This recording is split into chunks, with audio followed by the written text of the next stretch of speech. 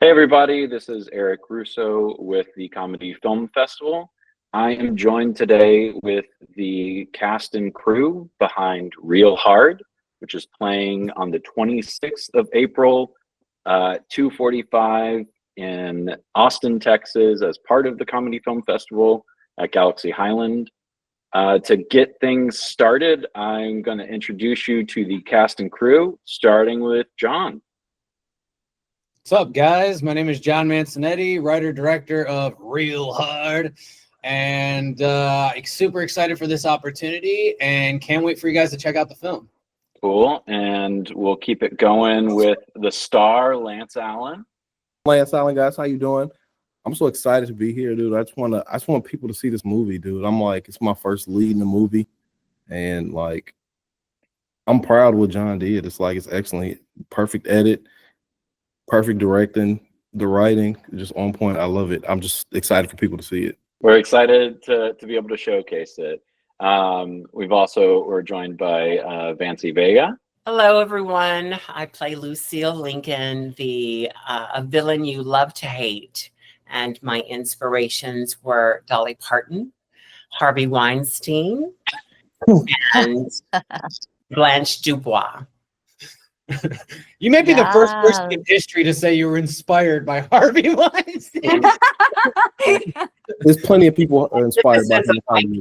This character is the absolute opposite spectrum of who I am. So it was so fun to play her. It's always so. Betty Davis always used to say she loved playing the bitch because she's not one. You know, it's such a great role. That's awesome, and you do a perfect job at it. It's so fun. I think exactly what you said. It's the villain that you'll love to hate. Yeah. And hate to love, all those kind of cliches. It's fantastic. We also are joined by Osmara Rojas.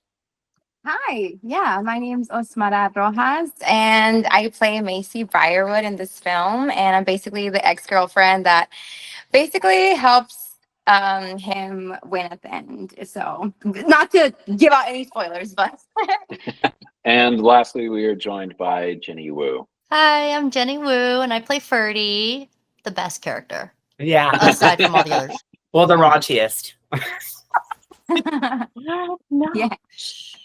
So I'm so excited to talk with y'all. I think I'm so excited that I kind of just jumped into it without giving a proper synopsis.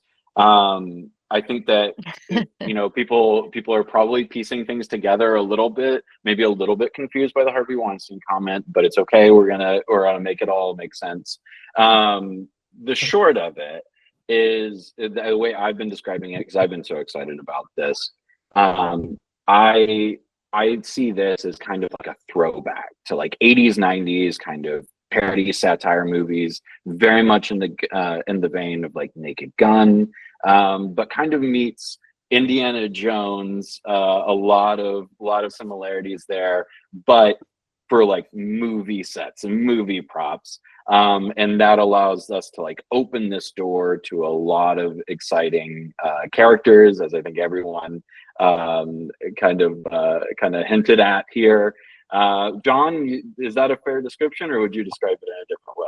Yeah, you did a great job. Only movie I would throw in there too would be Ace Ventura as well. Sure. All those movies were like shaped my childhood. They were so important to growing up, becoming the person that I am, becoming the sort of writer, filmmaker, comedy writer that I am. And I just always in my heart have had such a warm place for these films. And Ace Ventura, Naked Gun, Austin Powers, Indiana Jones, they're all films that if I'm in a bad mood or a good mood, I can always watch and enjoy. Mm-hmm. So when I was gearing up to do a feature and I knew I was going to do this, I have sat through so many boring indie films, I'm not going to lie, that I did not want my independent film to fall into that category. So what can I do to make this stand out? And I just thought, let's just go full goofball with it. Let's just go straight comedy, and I am going to cram it with as many jokes as I can. And I couldn't be happier, with how it went from concept to script to production to post-production and then screening at festivals. it's like that childhood feeling of excitement, you know, I get again when I show the film and I see the smiles on people's faces, and it's like, we did it. You know, the goal of putting a smile on people's face and kind of throwing it back to the classics, the movies that we grew up on, it worked. And also we're turning on younger generations to these films, as well as reminding people, you know, our age that, hey, not everything needs to be a remake. Not everything needs to be a studio $200 million film. You can make a film with a statement that is entertaining and enjoyable and fun, with great acting, and have it be a new original film. And so that's something that I'm really proud of. Yeah, that's awesome. I think that's very well said. And I mean, it also speaks so much to like what you're talking about is tied in with our entire goal and mission as a film festival is, you know, we definitely believe that, you know, with comedy film, it's at such an interesting place. And I think one of the exciting things is that with the space that it's in, it's opening the door to more like independent comedies in a way that I think hadn't really happened in quite a while.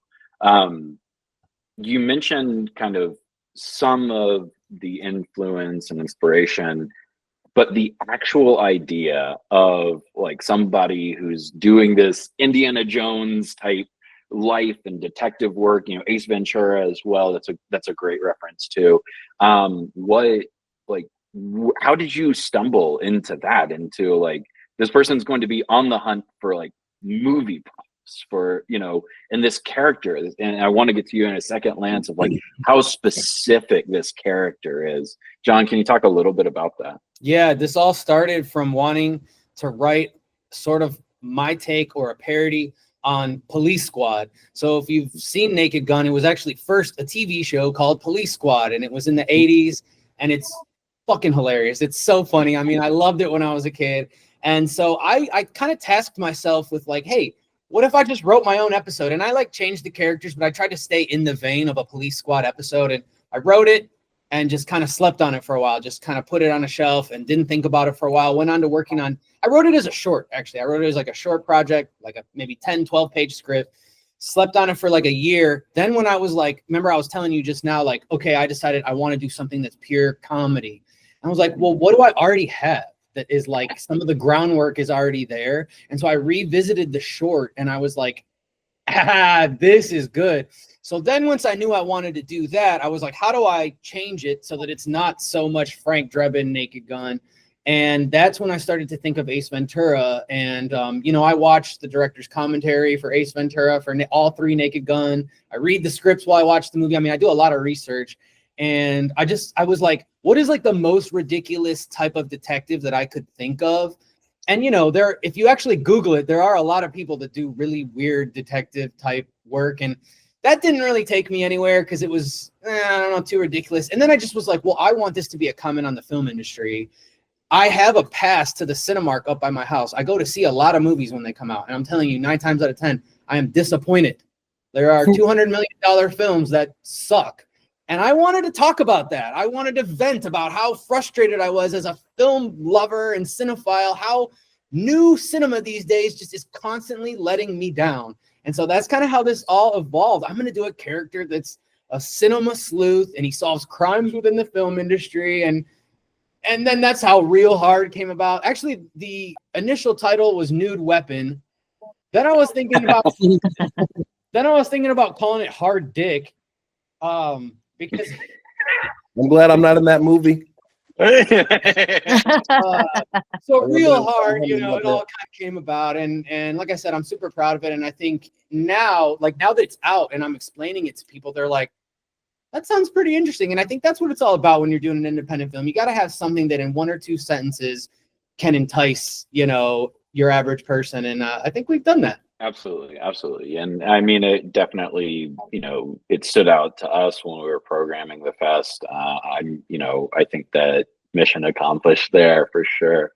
I want to start to, you know, learn a little bit more about where these characters came from. So Lance, we're going to start with you. I mentioned it right at the start of the call. It's like, I'm talking to you And it's so weird because like the person that I saw on the screen for 80 plus minutes is so like a 10-year-old voice. like where did Hey you where was the starting place? Was this like, you know, something that you read the script and you're like, I know how this character looks, I know how they sound, or where did it come from? It was a running joke between me and John. Like I would come out to LA and hang out and do shows and stuff like that. And like randomly we would just be watching a movie, or like we'd be sitting in front of like a Wheaties box and I'd be like, this summer, this Wheatie box with Steve Harvey. And we're just like, I'm saying the most ridiculous stuff. And for I know maybe about a year and a half, maybe longer, me and John were trying to do a project together, but I was here, I just had a kid, and it was pandemic and blah, blah, blah, blah. And he told me he kind of wrote this script. And he said he searched for a couple of people to do it. And he was just like, Lance, I think this is for you. And I was just like, oh, John, nothing's for me. I'm like, and I read it and I was just like, this summer. And I was just like, oh, this is for me. So that's pretty much where it came from. It came from just like, you know, banter between me and him. We're like good friends. We say silly stuff to each other. Like we would watch the movies that he's talking about when I would come out there. So it's just like, and then the baseline of the character to me is Ace Ventura. Like I'm a huge Jim Carrey fan. I used to like get the addresses to the studios where he was like filming the movies, and I was sending him a letter like, hey, I'm gonna be a comedian, I'm gonna be like you. And I was like, let me show you something, all the stuff that he would say on TV. So I was like Ace Ventura had to be the baseline. And John's like genius, like with the writing, it brought in the Frank. You couldn't avoid but do like doing some Frank Drebin, like the deadpan, like, oh, thank you very much. It's like if you don't play it that way, there's no other way to play it. You know what I mean? So those two characters are the baseline, and then I just like kept trying to get him to like add, like, hey, just add a little Eddie Murphy, please. Just a little Eddie Murphy, just a little Beverly Hills Cop, just a little Beverly Hills Cop for me. So I threw just like a little Eddie in there. So those are like the three characters that I used. And my father's an investigator, so like the really mean look on my face all the time, that's from my dad. So it's just like it's a bunch of people that are molded together who I feel have like a lot of similar qualities, and the base qualities that they're investigators and they're very inquisitive. So it more so came from that. The voice is just strictly banter though. That's awesome. And I mean, the thing that I never even thought about until you said it, and now it's just like, how did I miss it? Is like that 100% is like the movie trailer voice. But I just like didn't even put that together, and it just adds a whole other level to it. Mm-hmm. Yeah. I remember we were doing like kind of like rehearsals on Zoom because you were still in Chicago, and we had Osmera join in like for one of the first times, and it was all three of us. And I was like, let's just try some different stuff, you know? And I was kind of giving you like, I want him to kind of be like this. And you were doing it, but we were like, no. And then I was like, dude, just do the movie trailer voice. And you had the script, and you were just like, Macy, I don't know what. And Osmera was like crying, laughing. I was cracking up. I was like, that's it. You got it. Like, let's just do everything like that from here on out. And I think the best part is, Lance, honestly, like you made it your own, like despite having all these sources and influences. And I hope same with the writing and the editing and everything is like, it becomes its own project, and you became a classic character. I mean, I've even heard some people say like William Shatner a little bit too, influence in there. And so it's just so cool to see how you and I are both big nerds in terms of like, you know, comic books and movies and music and everything. And so it's like cool to like put that eclectic taste into the characters, into the script. It's interesting. The William Shatner thing is definitely something that the more that I was thinking about that character, I see that very much so now. I'm like, should I just mimic William Shatner the whole time now? I'm like, shit, let's reshoot this movie. That's kind of the brilliant thing about it is you're all these characters, you know, and that's I think what we were going for is a commentary. Multiple personality disorder. Yeah. That's what it's called. Kind of the opposite end of the spectrum. Vancy, you are, I think it's so fascinating because like you are this embodiment, as John was saying, of kind of everything that is potentially wrong with the studio system, but you also do it in a way that I feel like, from my take, it seems like there's so many different comments, you know, about culture, definitely in terms of like, you know, women and power and all of these kind of different things. And I'm just in the same kind of way, like, how did you tap into like all these different things? You mentioned a few, inspirations. Like what was your starting point to end, like entry point into this character? I am already a world traveled Dolly Parton impersonator, Parton family approved. I'm her favorite. So John was searching for this character, someone to embody this character. And actually a friend of mine, Rusty Waters, auditioned for this role as well. And John said he had tried to find some different older women and just different various people that he came in contact with. But there was something about, and I did it my audition when we first met, I did it kind of Dolly-esque. It was Dolly inspired, but it wasn't Dolly. It was her. It was kind of a combination between me, Lucille, and Dolly all together. And then as we were working together, John already knew what he wanted from Lucille, and he was very, it was very interesting the way that he was able to help me focus on what he needed from me as an actor in this role, because she's kind of all over the place. She's kind and manipulative, and then she's just downright ugly and nasty, So she's absolutely all over the place. I think personally that Lucille is on the spectrum. and that she doesn't want to take her meds because she thinks she's powerful enough to overcome anything. I really do think that she's mentally ill. That's a baseline to start with. And I do. And I'm 54. So I remember a cartoon growing up of a hillbilly cartoon called Sadie Hawkins. And she was barefoot, way up in the hills. And she would literally go, "Oh, Martin!" And she'd chase after him, throw him over her shoulders, tie him up, put him up. So she was also a little bit of an inspiration for me as well. So, gosh, she's so multifaceted. I've never played a character that has been so multifaceted. She just is willing to do anything to get what she wants. And that's just so interesting to me because, I've been in the industry for almost 40 years, like 39 years, I think, this year. So I've been around the block and I've done theater and other movies and film and all kinds of stuff. But this project, this character for me, it's the most I've ever rehearsed. It's the most I've ever done any research.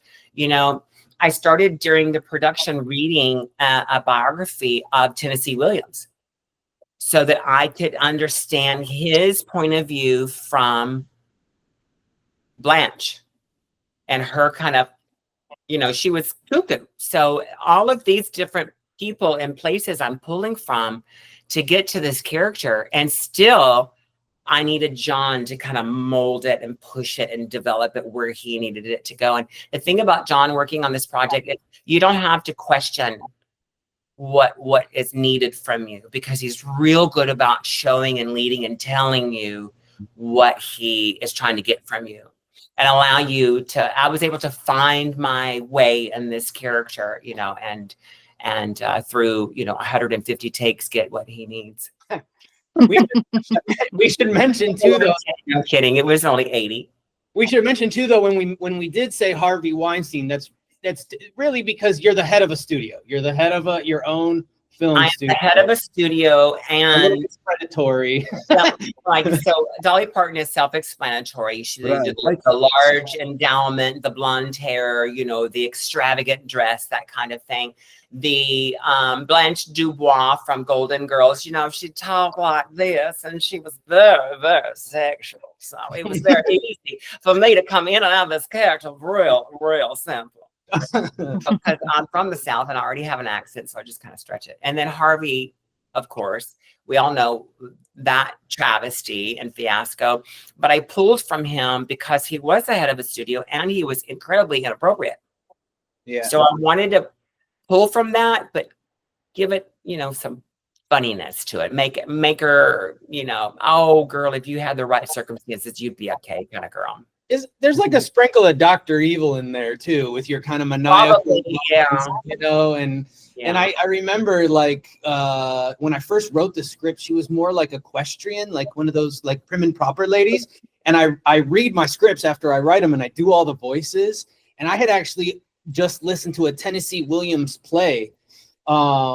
And it was, where she said, "Gentleman caller." And I was like, I started talking like this. And then I was like, okay, that is going to be the character. And then we found you. And I'll never forget, on the very first Zoom session we did, when we did the rehearsal, there is Vancy in the full makeup, the Dolly Parton outfit. And I was just like, I've never had a first audition in my life where I was so confident. I was like, okay, I want to give you the part like right away, but I know I need to like sleep on it a little bit. But you were just so knock it out the park from beginning to end. And it was I've shared this that, you know, one of my favorite films is the original Batman movie with Michael Keaton. And Michael Keaton kills it, but Jack Nicholson, I mean, he is such a good Joker in that film, and I really think that's kind of what we've got here with Real Hard. Is Lance, you're phenomenal as the lead detective, but Vancy, I mean, I've had so many people say, "Who was that person that played that villain? She is insane." And you know, you're not like that at all in real life just shows you how good of an actress you really are. So much of my career and personal life is glamour and being on stage like that with tons of rhinestones and so when I was in makeup and hair, we worked with John, and I really wanted to just like lean in. Excuse me, that the more the film progressed, the more she starts to unravel. She's not sleeping. So I wanted just her whole look to just really age. And so by the end of the film, she just looks so beat down and empty. And it's really, it was really interesting. I never had my makeup and dress done like that before. I loved it. I was like, more, ugly. I mean, again, as John was kind of saying, it just is, you know, especially coming from like where Lance is, and then it's just that classic kind of like one-upping. Like if you're gonna have that kind of lead, you have to have that kind of villain. So it's really great, and I mean everybody involved like that. It was a really fantastic job there. So I want to keep it going. So Jenny, how did you get involved with this project? You know, we've heard a little bit about some of the most out there characters. What did you tap into for your role? Well, I answered an ad, and no, I literally just self-submitted because I don't know what it is about this project, but it caught my eye, and then, you know, I don't know how long later, but John reached out to me, and he was like, "Oh, can you give me an audition?" And I was like, "Okay, great." And it was a monologue. And I don't even know, like, there are certain rules to auditioning, and I didn't follow any of them. So I literally, because it was a monologue, I had a lot of creative freedom with it. And I think, I was really proud of it, and I sent it in, and then I didn't hear anything forever. And then out of nowhere, John was like, "By the way, you're in the movie." So, and after actually starting to work with him, John is such a great collaborator, because he's directing, but then also we're shooting back and forth ideas after ideas, and what can we do to bring up the volume and really make a statement. And it was such a great experience. And I kept asking him, like, "Oh, well, what part of it?" I thought the end of my audition is what caught his eye, but no, it was like the first, 5 seconds or something. I don't know. Maybe John can give more information, but it was such a great experience, because I just felt like I could be really creatively free from beginning of the process till the end. Totally. We had a lot of people audition for this role. It's a really fun sort of like bit part, maybe you would say, like you really lead this whole scene. And the funniest part about it for me was when I was first conceptualizing it, right? like a lot of things that they do in Naked Gun is like there's a serious conversation happening while there's something completely ridiculous happening in the background. So that was the goal with your scene. And so I just thought, how far can we push it? You're supposed to be this kind of nerdy librarian type teacher, and you're showing, you know, on the screen your boring recent vacation, and then suddenly it switches. And I don't know if anybody's ever had that moment where you show someone your phone or something, and there's maybe a not safe for work photo accidentally shows up. And I kind of leaned into that, you know, I was like, what if it's just suddenly all these sex shots that appear on the screen and she starts panicking? And in your audition, you had the glasses, you had the whole makeup already. You really got into the character. I love that. And I think we just read one time on Zoom together, and I was like, yeah, this is definitely you. And you were so helpful too. You know, is there anything you need? Which on an indie film, you need people that are willing to kind of go above and beyond. And then the first time we actually met in person, you came to my house and laid down in my bed half naked and took shots with my buddy, which was interesting. That reminds me when I first met you too, John. But you were a trooper, man. And I mean, you even strapped on a dildo at one point, and it was just, it got so out of control, but you were just down to clown. And then that translated to on set when we shot your actual scene. I love, there's actually like a clip on my Instagram, and I have a behind the scenes whole feature I'm gonna be putting on my YouTube. But the day we were shooting that, you know, I'm behind the monitor and I'm just like, okay, freak out. Now say like, oh, he was such a kind man. He was so gentle. No, and I start screaming. And like, I'm behind, and then you're kind of doing it, and you're like, what if I do this? And what if I do that? And actually it goes for all of you guys. You know, we kind of all had that sort of banter back and forth when I was on the monitor directing. And I think that was, to me, the most fun about working with you, Jenny, really all you guys as well. But that day that you were there, Jenny, was like stressful because we were shooting at a school, which we were supposed to have full clearance for. But the principal came and screamed at me in my face because someone had moved some shit around in one of the classrooms and basically was like, I'm about to kick you out. So I went from like, dude, nobody screams at me like this to, oh my God, the whole movie's about to be ruined if I don't just let this guy do this. So I was a little bit not having a great day, and Jenny really made it fun. And just your whole performance and bubbliness and goofiness just really helped.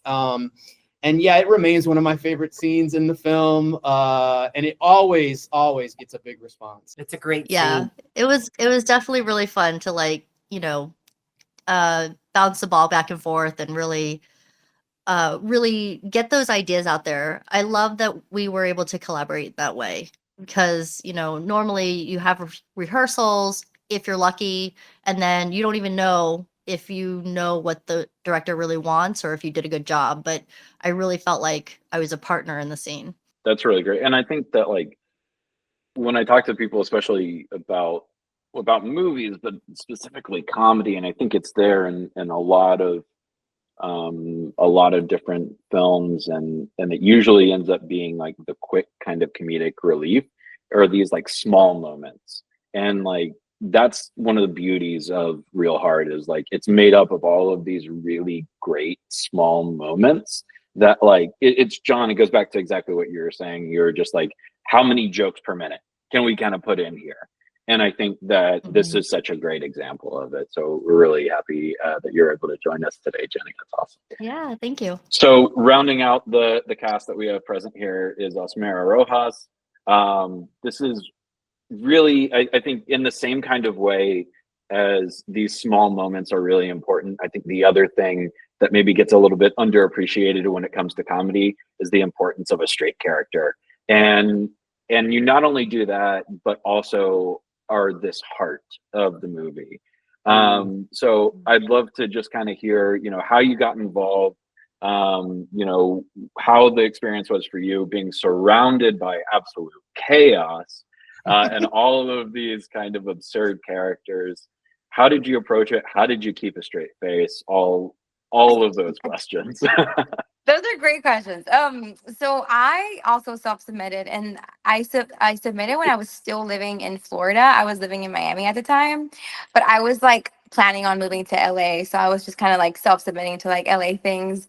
And then I got this audition, and I was like, this is so fun. I had never done comedy in my life. So I was like, I think I'm pretty funny. Like, you know, like, let's just try it. Let's just have fun with it. So I had fun with it. Whatever. I got a call back I got the call back when I was literally driving from Miami to LA. I stopped in my sister's house because she lives in Texas, in Houston. So I stopped midway. I had the call back with John, and he was like, "Are you sure you're gonna be in LA?" And I'm like, "I promise you, I'm literally driving there right now. Like, I am on my way. I will be there. Whatever." And he was great at giving direction. Also, he was very clear on what he wanted, and it made my job so much easier because I was like, okay, like, I just took his direction and kind of like made it my own at the same time.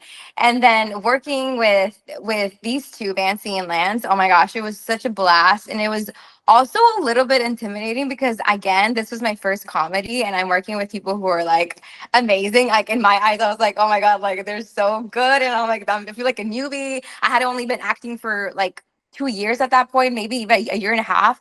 So I was like, oh my God, like, it was such a learning experience for me. And just even working with Lance and like seeing how he was so free and so like willing to try different things in every take, and just like not scared that it wasn't going to work, or just going for it. Like, that really like helped me a lot in my career, and just like kind of like being more free and just being like, okay, like, you know what, I'm just gonna go for it, and if it doesn't work, it doesn't work, and if it works, it's great. So I learned so much on this set, and I had so much fun, and it was so hard, like you said, to keep a straight face. Like that, the end credit scene, like, that people will see when they watch the film, so hard to film because it was so hard to keep a straight face. But yeah, I just had a blast, and it was honestly such a learning experience for me, like I said. So Never grateful. know that you were nervous. If you were nervous, you Yeah, seemed I was gonna say, I was like, you were on your marks, you were on your Yeah.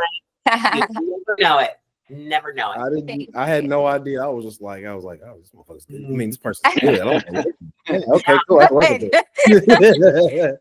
Yeah, 100% agree. You nailed it. And again, I think like just one of the key hearts to the movie, and that straight person is so important to play against the absurd. So really, really great.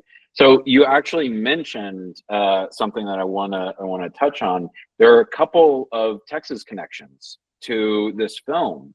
What does it mean for those that have Texas connections to be playing in Austin? I have not been able to make it back to California for any of the festivals, including at the Chinese Theater. So I have been incredibly disappointed and sad, honestly, that I haven't been able to get back for whatever reason. So when I have a dolly gig in Los Angeles on the evening of the 25th, I'm taking the red eye back home to Houston and driving to Austin at 6 o'clock in the morning.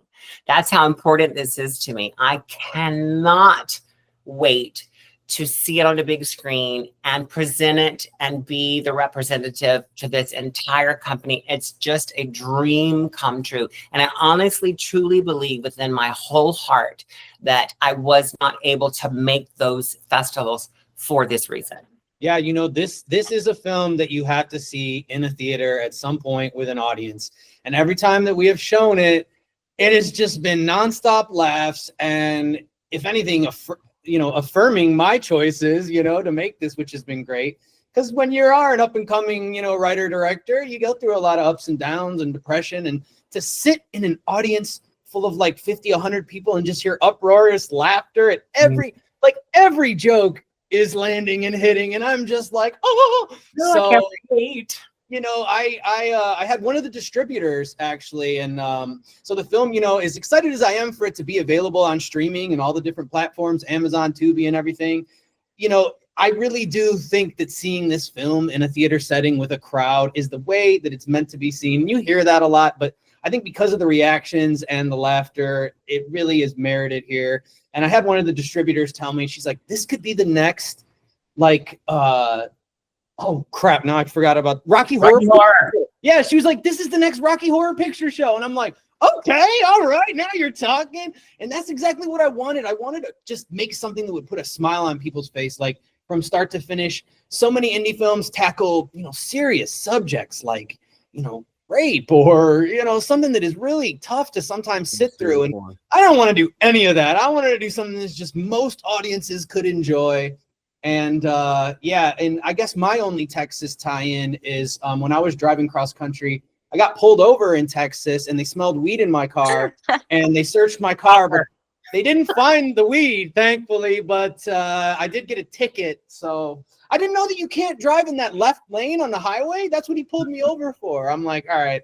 So next time I come to Texas, I won't be using that lane. The left lane in Texas is for passing only. So there you go. That's what we all learned here today. And Asmara, you also have a Texas tie as well, correct? Yeah, I'm born and raised Houston, Texas, Pasadena, Texas to be exact, because some people like don't claim Houston. You know, like listen, people don't know where Pasadena, Texas is at, so I say Houston. So yeah, born and raised in Houston, Texas, and I'm super proud. I mean, all my family's still there. I literally go there I literally just came from Texas, literally like yesterday. So I wish I could be there for the festival. Like I love Austin so much. But it makes me so proud. It makes me so happy that I have a film showing there. I mean, it's surreal. It's like, what? Like, this is crazy, you know? So I'm just so grateful. Yeah. I just wanted to add too, because I didn't get to give you props, Asmara. You know, you were such a just good addition to this amazing ensemble. And we did win Best Ensemble Cast at another festival. And you really were just that cherry on top, the sprinkles on top. I think you showed up, you're professional every day. You always had a smile on your face. There were 12, 14-hour days. I remember your fight scene, which is funny, is like the only person that has a fight scene in this movie. No, it's not the lead actor. It's you, which is great. And of course, I just love how you have that, you know, cute personality, but then you are such a badass in this film. And you kept such a level head. I was like freaking out that whole time. We're in this tiny room with a fog machine and it's hot. It's so hot. I'm just like not having it, but we had fun. We're like, okay, yeah. And you're coming up with ideas. What if I like do this? Yeah. And we just had so much fun doing that. And truly, like, your role was hard to cast because I had a lot of really good auditions. You know, I mean, I think in LA, it's pretty easy to find attractive girls to play a role. But you're so much more than that. And I was, you know, trying to put some meat in the seats, you know, but you showed up and you just brought it, man. You brought it with the talent. You brought it with the personality. And I'm so grateful because, you know, at the end of the day, I think about what if I had chosen some of these other people? I really don't think it would have worked. And so I'm so blessed that you were actually coming to LA when you said you were, because I was freaking out a little bit about that. And that you got involved in the project and that now, you know, we know each other because, like, I'm excited to work with you again, too. You did such a great job. Thank you so much. Can I just say, that's when we dropped that projector on Vancy and you were just like, and I was just like, oh, that's hilarious. Can I just say, last day of shooting when we did, what was it, 14 hours in the water for the jacuzzi scene, that you know, myself, I like to pride myself thinking that I have a great attitude all the time, but I was even getting really pissed off because just it's a long time to be in the water. So Lance and I were, you know, struggling to be positive, but you, my darling, had a smile on your face the whole night. Every time, like John said, every time you came to the set, you always brought such a calming effect to everyone around you, truly. Be like, shut up, Lance. Just I was relax. just happy to be there. Yeah. She told me I was a baby like 5 times on set. I was like, yeah, you're probably right. The banter between all you guys was great on set. And I've been working, like I said, on the behind the scenes feature thing. And it's funny because you'll see Lance or Vancy doing something that's pretty extreme. And guess who always was the first person to laugh and probably laughed the loudest? It was always Asmara. Like something would happen and she's like, and I'm like, it was her sounding board. Like if she laughed, like, all right, like keep that. Yeah, exactly. You got a really good sense of humor. The way that Asmara felt about you or felt about me is the way I felt about you. I was like, oh snap. I was like, don't fall out of character. This person's all the way in character. I was like, don't make a mistake. You are like excellent. And I appreciate when we were reading the script and I saw you speak when we were doing like the reads, I was like, oh, this is Vancy's movie. Oh, I'm glad you I'm the cool black. I'm the cool black best friend again. It's all right. I'll take that role. Dave Chappelle gets it all the time. I'll take it too. I kept getting in my head quite a bit, you know, and John can attest to this, that I would just get to the point where I would just go, and it would literally just leave. Months and months and months of Zoom rehearsals. And we would get there and I would just get so far in my head that John would sometimes have to feed me line at a time. And I just would be like flop sweat and thinking to myself, I am ruining this fucking movie. I would go home sometimes after the day and I'd tell my girlfriends, I am ruining this movie. And I may have even cried because I couldn't remember my lines because I took it so seriously because it was just it was such an intense, what was it, 14 days? But I think you wore it well. It's like almost like you probably took that and used it for the character. If the person's mentally ill and you're having those moments, those episodes, I think that John, energy is necessary.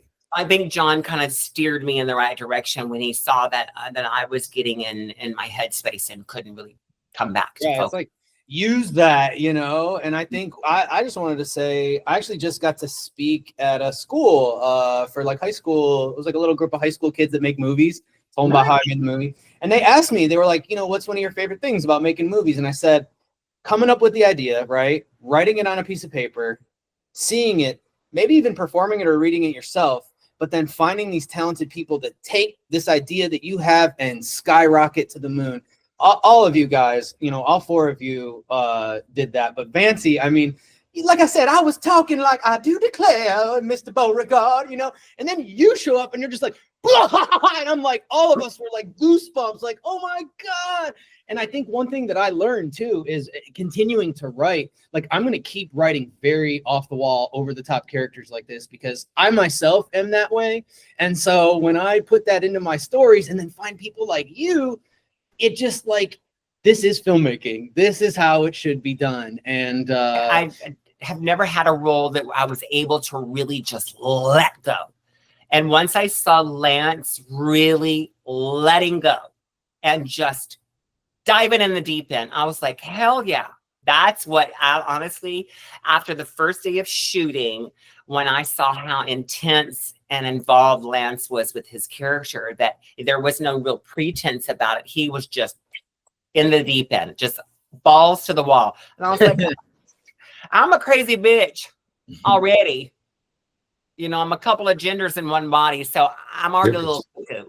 You almost want to say the N-word, don't do that. Take that and go for it. And I mean, and to be able to scream at the top of my lungs and laugh hysterically and just be cuckoo was so freeing. It was so freeing. I want to take that experience and remember that in future projects so that I can just remember, just let go, just completely let go.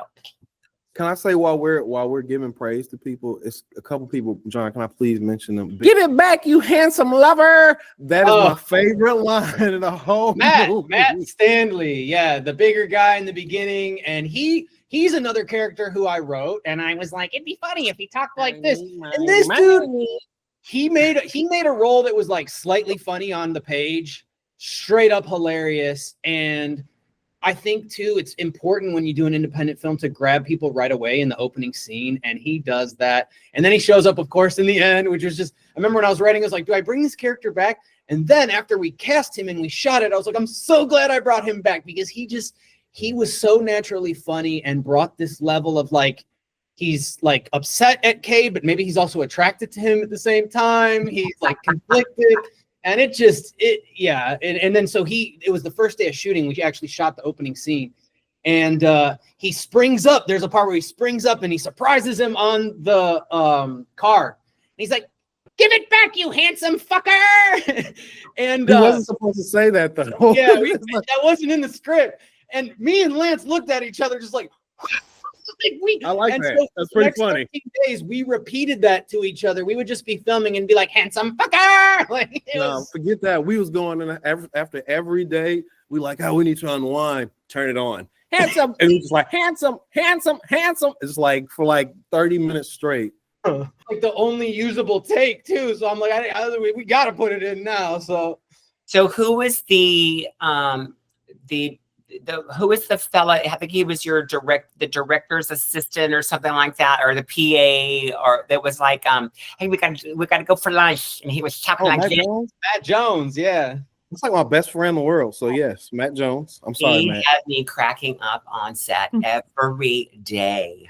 Every day. When he would do his lines during the scene, I would literally have to wipe the side of my cheek so that I wouldn't bust out laughing for the scene. He was so funny. And that's Lance actually introduced me to him and Nas, and they were in one of my previous short films called Space Dust. And I'd wanted to work with Lance on that one, but it didn't work out. And so it's cool how with this one, I brought a lot of actors back, like for a lot of the roles that like, hey, I know you're going to crush this. But then it was really cool to find like Osmera, Jenny, Fancy, Matt, a lot of these new people too. So I think when you do an independent film, you sort of, acting is so important. It's like one of the most important things. And so bringing back people that you know are going to crush it, that you've worked with previously. And yeah, so many people, we could go on, you know, like pretty much when you watch the movie, pretty much everyone in the film I've either worked with previously or like these 3 plus 2 more we found new, you know. So I am most grateful to all of the actors for bringing it because, again, like I said, I've sat through a lot of bad indies, and if the acting sucks right away, you're not going to tune in. And this is something that I'm most proud of on this. Unless it's on Tubi, because that's what you go there for. Yeah. Right. Hilarious I like, John, your casting was awesome. Like, I don't think I've ever, and I didn't, you know, do my scene with everyone, but from meeting everyone at the table read to, you know, the premieres or the showings at film festivals and coming together and just like talking to everyone, it just seems like everything happened so serendipitously. And, you know, all these people are awesome people. They're so funny, and we all get along so well together. And it just seemed like everything was meant to be. The way everything happened, meant to be. And the film is just such a good result of all of your hard work. I just couldn't believe the stuff that you were doing when we were filming. I was just like, when I met you, like, hi. And you were so sweet. And I was just like, all right, now look at this. And I was like, what in the world? I remember me and Ben were sitting in the back of the class like, I was like completely just like, what? You know, you're that character? I forgot to mention too, that scene actually, there was a lot more. I don't know if you remember, Lance, there was a lot more with when you see the final scene in the film, there was a lot more to like the things you guys were saying to each other when you were having that conversation. There were more jokes between the back and forth between the two of you. There was a lot of dry humor. And I honestly ended up cutting like almost all of it because we more so focused on you, Jenny, because you stole the show during that scene. And it didn't really work like having you guys doing subtle humor while you're doing your crazy humor in the back. And so I kind of stripped it down, made it more serious while yours is so ridiculous. But yeah, I mean, I appreciate you saying that, Jenny. And I wanted to say thanks for always, you know, showing up to our screenings and bringing a bunch of people. She's brought a ton of friends and family that always are like cracking up during the theater and coming up to me, patting me on the back. So that was really rewarding.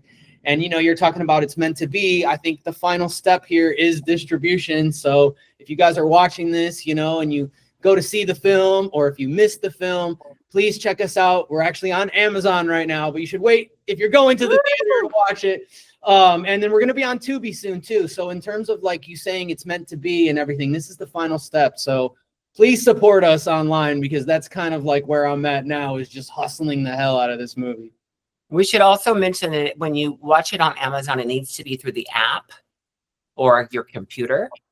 Or no, you can watch it. You can watch it anywhere. But if the only way that you can review it. Yeah, you can only rate it on the app, or if you go on the website on your computer. And if you guys do like us, if anybody watching right now thinks, hey, these guys seem pretty cool, I'll support them.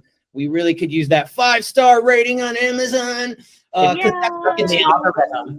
Yeah, and we're getting them. Like, we've got a 5-star rating so far. So far so good. And yeah, I mean, that's the world of independent filmmaking. You know, it's like you don't just make something and throw it out there and hope people watch it. I mean, you got to hit it.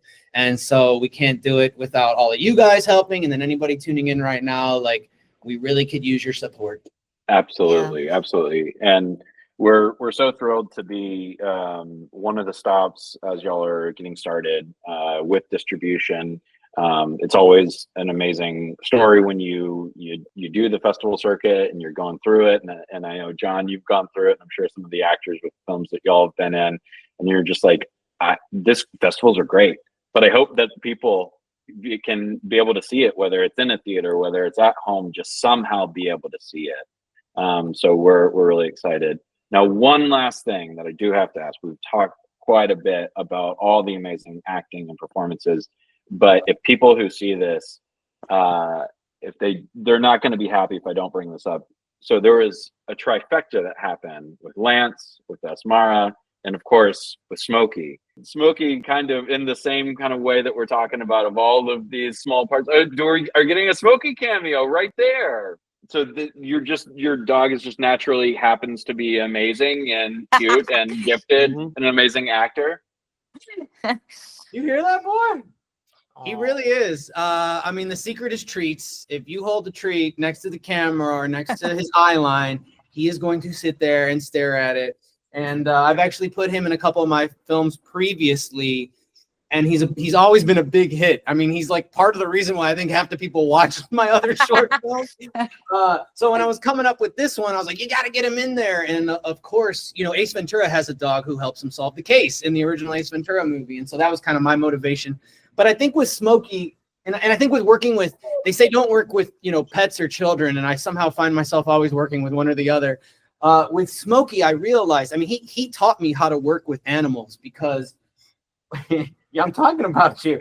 What he does so well, I tied into the script. Like I said, he sits, he stays, he shakes, and he stares.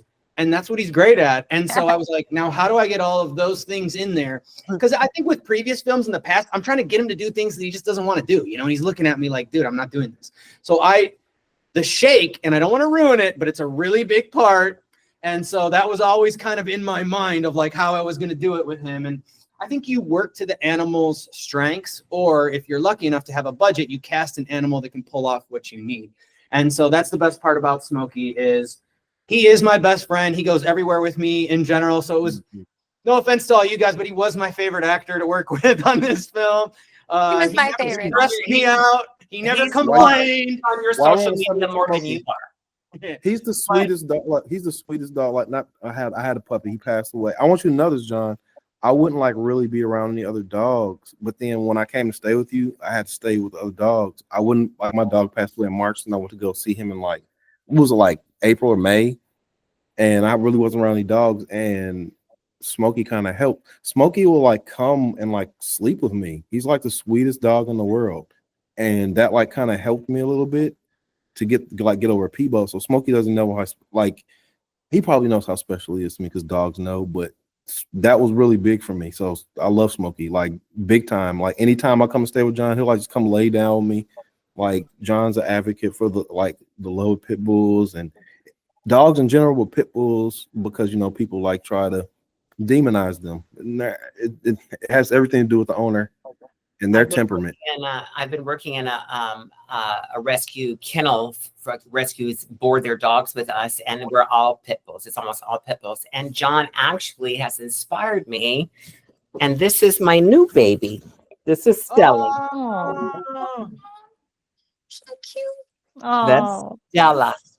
She looks like Macy, which is Stella. was my foster. Look like Macy. I was named after a dog. My character was named after a dog. Fun fact. Everything can't be perfect about you, Osmar. Okay, nothing. You can't be perfect. Okay. the movie definitely Oh, there you go, John. definitely caters Sorry. to dog lovers too. Like Yes, all the humor absolutely. in taking care of dogs and everything, it's in there. I took a few friends who are dog lovers, and every time there was a dog joke or anything like that, it was just like, oh my gosh, they started freaking out. Yeah, Lance kind of mentioned it, but I am a huge advocate for rescuing, specifically pit bulls and shelter dogs. I fostered 30 different dogs. It's something that's changed my life and something that I have gained more, honestly, than I have given with these dogs.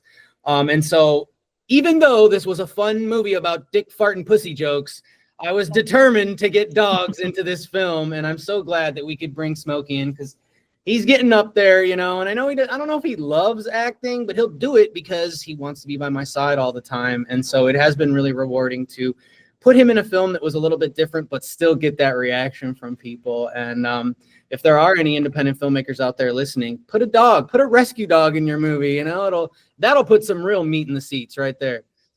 Or a rescue trans, whatever. Okay, same thing. No, nothing. Look, you gotta advocate. I like it. Advocate. I mean, it's just been such a pleasure to talk to you all. We're so thrilled to be able to showcase Real Hard at the Comedy Film Festival on Saturday, April 26th at 2:45 p.m. Vancy will be there live and in person. Yes.